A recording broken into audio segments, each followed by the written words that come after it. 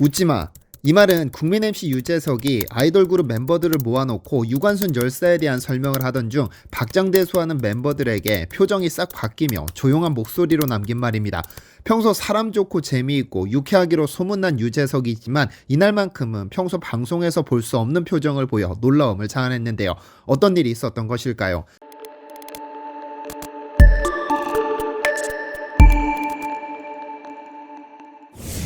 안녕하세요, 디스멘털입니다.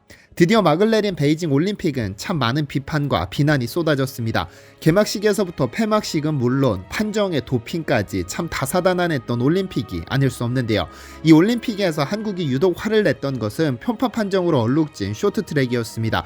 특히 남자 1000m 경기에서 어이없는 실격으로 전 국민의 분노를 불러왔죠. 준결승을 1위로 통과하고도 실격으로 처리되면서 홈터스를 넘어서는 일방적인 몰아주기로 중국 선수들이 결승에 진출해 결국엔 금메달까지 따냈습니다.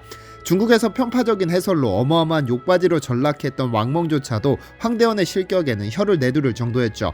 그런데 이 황대헌 선수 때문에 중국이 난감해진 일도 있었습니다. 이런 편파 판정에 화가 난 BTS의 RM은 자신의 인스타그램 스토리에 황대헌 선수가 중국 선수를 추월하고 1위로 올라서는 순간을 담은 중계 영상과 함께 박수치는 이모티콘과 엄지손가락 이모티콘을 올렸습니다. 누가 봐도 황대헌을 응원하는 메시지였죠. 그런데 전 세계적으로 영향력이 상당한 BTS가 이 같은 영상을 올리자 중국 네티즌들의 이모티콘 폭탄이 쏟아졌습니다. 각 게시물마다 댓글로 구토하는 모양의 이모티콘을 달기 시작한 것인데 RM의 개인 인스타에는 댓글 기능을 막아뒀기 때문에 BTS 공식 계정으로 몰려간 겁니다. 처음 이렇게 끝나는 줄 알았던 중국 네티즌들의 만행을 BTS의 팬클럽 아미가 참교육에 나섰습니다. 전 세계 아미들은 BTS 계정으로 몰려와 BTS의 상징인 보라색 하트 이모티콘으로 구토 이모티콘을 뒤로 밀어낸 것이죠. 많아도 너무 많아 지금 현재는 중국 네티즌들의 악플은 찾아볼 수도 없게 됐죠. 그런데 이런 불합리한 판정에 화가 난 것은 비단 RM뿐은 아니었습니다. 국민 MC 유재석도 이러한 판정을 참을 수 없었던 듯합니다. 지난 2월 19일 MBC 놀면 뭐하니 방송에서 유재석은 다른 출연진들과 코로나로 인한 장기 녹화 취소에 대해 이야기를 나누다가 올림픽을 보다 보니까 시간 가는 줄 모르겠다고 말했습니다. 자연스럽게 베이징 올림픽 그리고 편파 판정으로 화제가 옮겨갔는데 유재석은 너무너무 화가 났는데 그래도 며칠 뒤 금메달 소식에 너무 기뻤다. 그날은 진짜 주체를 못하겠더라 라면서 그날의 감정을 떠올렸습니다. 물론 그날은 황대헌 선수의 실격을 의미했죠. 그런데 이 방송이 나가자마자 중국이 이를 꼬투리 잡아 이슈화하기 시작했습니다. 21일 중국 현지 언론은 유재석이 겨울올림픽 쇼트트랙 판정이 불공평했다고 발언했다고 전하면서 유재석 반응이 너무 과했다고 지적했습니다. 그리고 유재석의 중국 팬클럽 유재석 유니버스는 지난 20일 돌연 해체 수순에 들어가며 운영 중단 선언문을 발표했습니다. 선언문은 운영진과 논의한 결과 오랫동안 함께해온 이 공간 운영을 중단하며 마지막으로 팬 여러분께 인사를 남긴다고 시작하면서 이 순간 가장 힘든 사람은 우리 팬들일 것이다.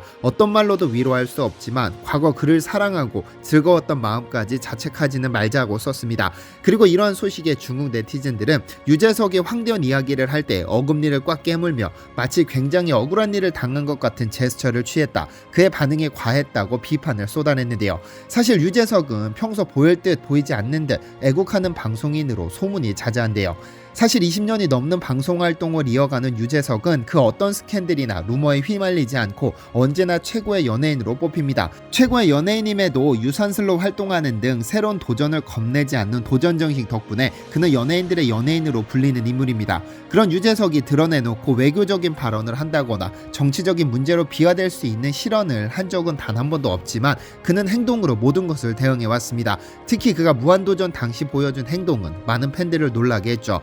여전히 국민 예능으로 회자되는 무한도전은 지난 2013년 5월 11일과 18일 2화에 걸쳐 무한도전 멤버들이 직접 한국사를 강의하는 특집을 마련했습니다.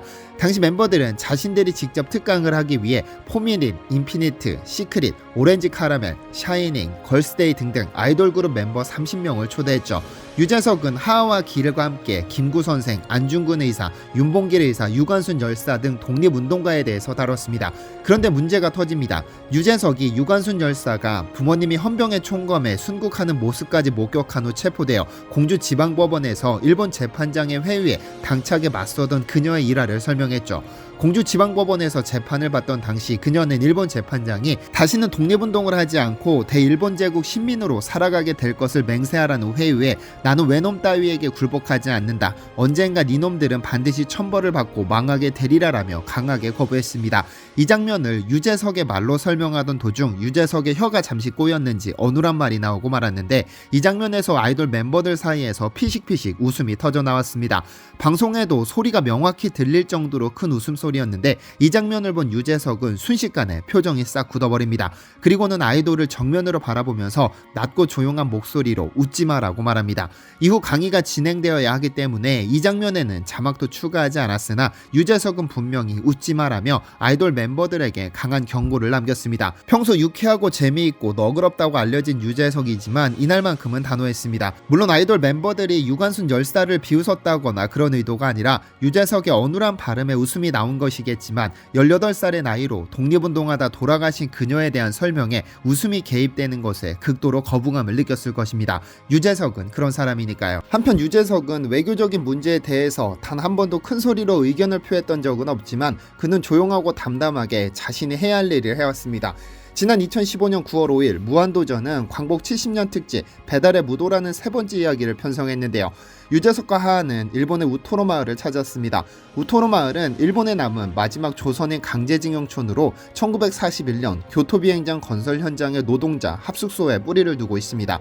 일본이 제2차 세계대전에서 패하며 비행장 건설은 중단됐고 갑작스레 생계수단을 잃은 조선인 노동자 일부는 고국으로 돌아가지 못한 채 자연스럽게 우토로 마을에 터전을 닦았죠. 그렇게 이 마을에는 마지막 1세대 강경남 할머니가 살고 있었는데 유재석 등은 할머니의 고향인 경남 사천군 지역을 촬영한 영상과 사진을 전달해 주었습니다. 그녀는 일제에 의해 강제동원된 아버지와 오빠를 찾기 위해 9살 때 일본으로 건너가 평생을 살았다고 했습니다. 그러나 당시 우토로 마을은 일본 정부가 주거 환경 개선을 골자로 하는 민간 협치마을 만들기를 진행 중이었고 오래전부터 우토로 마을에서 자란 제일동포들에게 강제 퇴거를 요청했습니다. 고향과도 같은 마을이 없어진다는 것은 하늘이 무너지는 것과 같은 일이었죠. 그러나 2005년부터 진행된 시민사회와 정부 지원금을 바탕으로 유재석 등의 연예인의 기부 덕분에 우토로 땅 3분의 1을 매입해 우토로 주민들을 위한 공영주택이 설립될 계획이 알려지기도 했는데요. 그런데 유재석이 우토로 마을 방문 이후 역시 유재석은 유재석이다라는 감탄이 쏟아진 것은 이날 촬영 직후 유재석은 사비 500만 원을 특별히 기부했을 뿐 아니라 이미 2005년부터 우토로 살리기 모금 캠페인에 1000만 원을 기부한 이후로 13년째 기부를 이어오고 있다는 점이 알려졌기 때문입니다. 남들이 큰 관심을 가지지 않을 때 이미 기부를 시작해오고 있다는 점이 큰 감동을 불러오기도 했고 유재석이라는 이름이 갖는 영향력 덕분에 우토로 마을로의 기부 행렬이 이어졌다는 것 그리고 이 마을의 존재를 알게 됐다는 것이 가장 큰 성과가 아니었을까 합니다. 결국 우토로 마을을 지키던 강경남 할머니는 2년 전 하늘로 돌아가셨습니다. 이 사실을 접한 유재석은 할머니의 안타까운 사연을 기억하고 있어 조용히 눈물을 보였다고 하죠. 한편 이름 있는 그것도 아주 깨끗하고 가장 잘 알려진 국민 MC 유재석이라는 인물의 입장에서는 그 인기를 유지하기 위해서는 쉽게 큰 목소리를 내는 것이 쉽지 않습니다만 유재석은 다릅니다.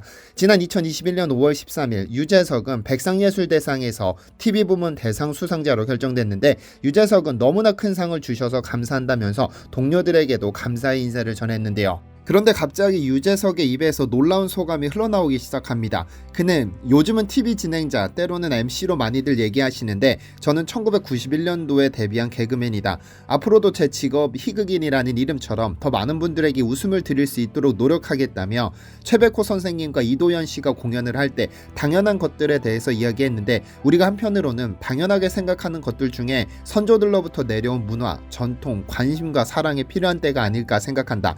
앞으로 더 많은 웃음 드릴 수 있도록 노력하겠다며 소감을 마무리했는데요.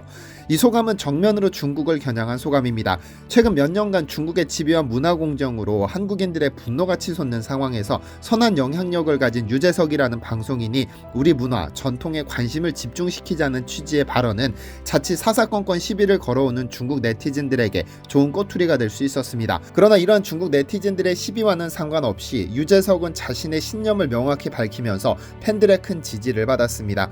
그가 백상예술대상에서 했던 말처럼 우리가 선조들로부터 내려온 문화와 전통을 사랑하고 아끼지 않으면 언젠가 관심에서 멀어지고 누군가는 헛된 욕심을 품을 수 있습니다. 최근 들어 한복이나 김치 등에 대한 관심이 높아지기는 했지만 이 관심이 사그라들지 않고 오래도록 이어졌으면 좋겠습니다.